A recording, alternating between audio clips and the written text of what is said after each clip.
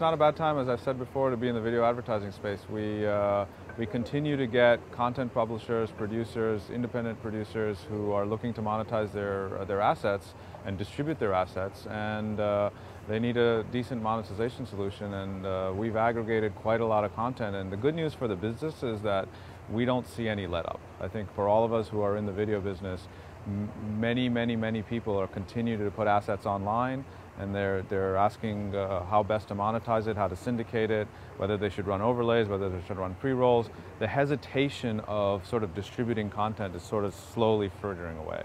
So, just to give you, I think since you and I last spoke, we've, probably increased our network size by an order of magnitude. So we're sort of at 500 million streams and growing.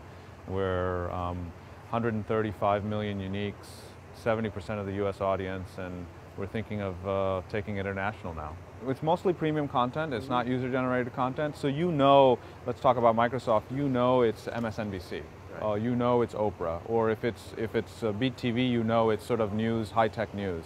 And so we organize all our content in TV-like channels. So we have a news channel, we have a tech channel, we have a health channel, and the content sits, just think Comcast 20 years ago. Comcast had 20 channels. All our content is organized into these different channels.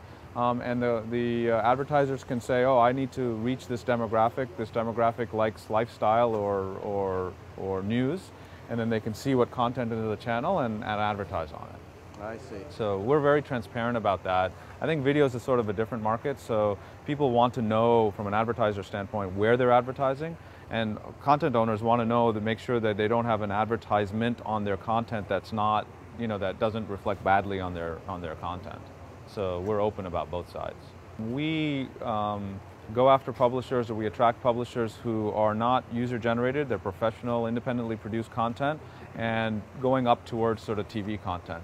So fly fishing shows, cooking shows, how-to shows, cartoons. Everyone's got an XH-A1 Canon or a G5 and a Macintosh who can make a very good-looking video now. And it's just people are coming out of the woodwork making professional quality, both 2-minute, 5-minute, 10-minute, 15-minute, sometimes 22-minute content.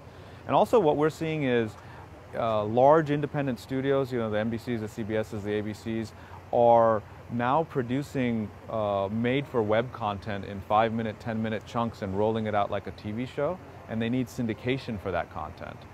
So we're doing a little work in that area as well. So not only will that show run on, just for an example, abc.com or msn.com, it'll run on a bunch of network sites where we can serve ads. Cool. We still see the pre-roll not only be the highest CPM, but it's also the highest performing asset.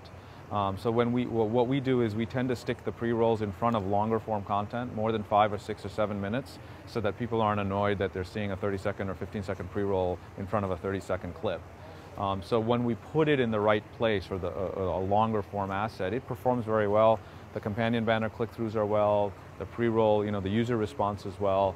And we do things like we'll take 2 or 3 videos and then we'll run all 3 and see which one works best. And the one that got fast-forwarded the least, things like that.